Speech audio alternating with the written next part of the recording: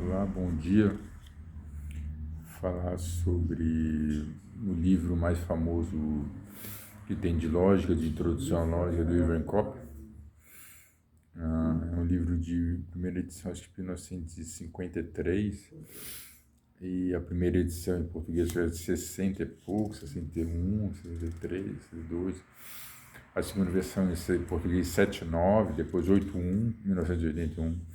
É um livro antiquíssimo de lógica, mas ele continua atual. Acho que para um livro muito interessante, que ele tem um nível aparentemente introdução, mas é lógico que é sempre complexo, sempre difícil. E aquele eu pego na biblioteca municipal, lá, refiro. E esse livro ele divide a lógica em 12 capítulos básicos, né? Começando de trás para frente, as conexões causais. Eu não sei se se refere ao princípio moral, fala o método de Mill para investigação experimental, não sei se se refere ao princípio, né? Para muitos, o final da árvore, talvez seja por isso que tem um pouco de dificuldade, até mesmo educacional, para entender. Esse seria o 12º capítulo, né? Seria talvez a parte o princípio mais básico, mas também mais complexo, relacionado às conexões causais, os métodos de Mill para investigação experimental, né? 11º, analogia e a inferência provável, né? Inferência, investigação racional em relação à dedução, principalmente a indução, né? Tem muita inversão na própria, dentro de subcapítulos. Você pegar aqui a questão da terceira parte, né, do 10º capítulo, funções proporcionais e quantificadores, tem partes aqui que são, se você vai pegar a sexta parte, inferência, a quinta parte, prova de invalidade, a quarta parte, demonstração de validade. Se você perceber, ela está invertida, né? Para você entender, você tem que ler, entender, depois você voltar de trás, obviamente de trás para frente, para tentar entender que a inferência, a prova de invalidade, ela é antes da demonstração da validade. Primeiro invalida, depois você prova a validade. Então, assim, proposições tradicionais, sujeito predicativo, quantificação, tem muita parte que ela é invertida, por uma razão óbvia, né? Se você pegar dados quantificador de quantidade, ele tem que ser invertido para você provar. Você primeiro demonstra a validade, depois você mostra a invalidade. Ou seja, você tem que invalidar para depois validar. É muito interessante como ele vai levando. É um livro de capa amarela, tem ali. É muito interessante como as funções profissionais quantificadoras tem certos capítulos um pouco mais complexos, apesar de ser introdutório, a lógica. E ele vai andando basicamente ele usa basicamente dois métodos, a dedução e a indução, né? Ele reduz e deduz, né? A forma dedutiva e redutiva em relação à lógica, não existe essas duas, existe no mínimo algumas formas de lógica muito interessantes, né? O 9º capítulo é o método de dedução, esse seria a terceira parte, ele faz em 3 partes, né? Depois você tem, eu estou indo de trás para frente, a 8ª parte, lógica simbólica, argumento, 7º argumento em linguagem comum, 6ª parte, silogismo categórico, forma típica. Depois tem dedução, na 5ª parte você tem dedução, né? Na 9ª parte o método dedutivo e na 5ª parte a dedução. Na 4ª parte, definição. Os 5 propósitos de definição, aqui você vai encontrar uma parte interessante que eu anotei aqui, não sei se dá para ver. Seria essa parte aqui, que será aquela parte da estrutura principal do pensamento, de quem entende lógica. Seria 5 partes para entender, né? Seria aqui, como se fosse a parte, como Zygmunt Bauman fala de moral baixa, razão instrumental, senso crítico e moral alta, né? Ela se encaixaria em meio a uma razão média, uma moral média, né? A um senso crítico médio.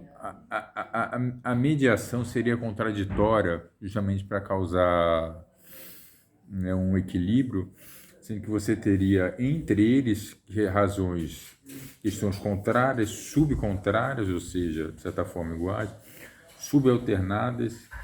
Você teria subalternação, razões contrárias, contraditórias e subcontrárias, né? Então, assim, dentro dessa questão se encaixa muito bem a razão de que Bauman falava, da questão da razão instrumental ser contrária à moral alta, né?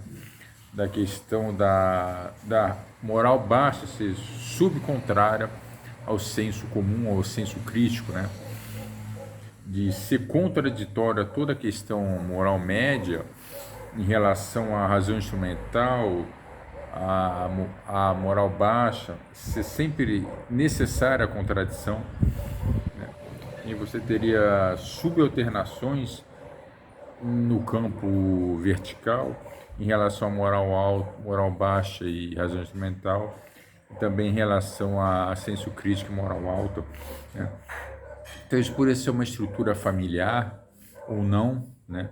Ou ser uma estrutura de um pensamento, de um raciocínio, acho que funciona muito mais de maneira genética no ser humano quando se estrutura familiar para isso. Estrutura familiar não é só da família que vem dessa geração, pode ser de bisavô, de avô, até de outros parentes consequentemente. Isso é muito interessante, né? Nem sempre é uma estrutura de família, mas é sim, de certa forma, uma estrutura familiar, uma estrutura principal de pensamento, e aí pode ter subestruturas dentro dela, né?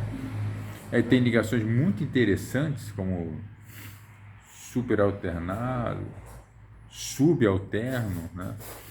E toda essa relação, se você entender a estrutura da família, ela funciona muito bem, né? Dentro da estrutura principal da quinta parte. Essa, se não, seria a quinta parte, definição do quinto propósito de definição. Na terceira parte, no terceiro capítulo, você tem falácias não formais, né? Muito utilizado hoje em dia. Segunda parte, o uso da linguagem. A primeira parte, a linguagem, que se desenvolve básica para a questão do raciocínio lógico. Você educa uma criança, ela começa de maneira fisionômica, né? E a segunda parte, o desenvolvimento da linguagem. Você pode desenvolver a partir de 2 anos e meio, acredito, 3 anos a partir da linguagem. É muito interessante esse livro, que ele forma, a partir de uma questão básica, pessoas capazes de deduzir questões extremamente complexas. E se você tiver um conhecimento em psicologia, psiquiatria, que venha também de gerações anteriores, você consegue usando questões extremamente prováveis, né? Por exemplo, a prova de invalidade, muitas vezes, fisionomicamente, coloca em prova em milésimos de segundos.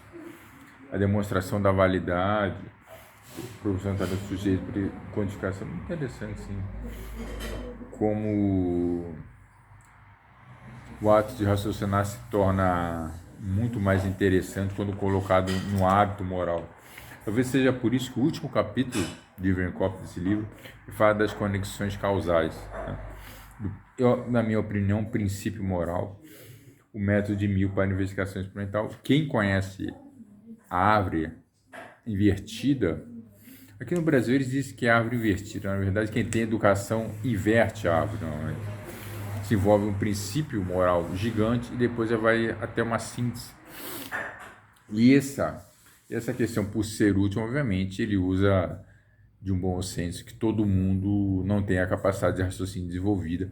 Só que, obviamente, você vai entender, mas nunca vai conseguir raciocinar de maneira como um ser humano, como ele, por exemplo, que ele faz uma questão, por educação, ele joga o princípio moral por último, mas na verdade é o primeiro. Se você não tem princípio moral, se a conexão, o método de 1000 para verificação experimental, ele precisa ser analisado primeiro, normalmente de maneira consciente, e não é desenvolvido de maneira inconsciente. Isso é uma falácia das maiores que existem.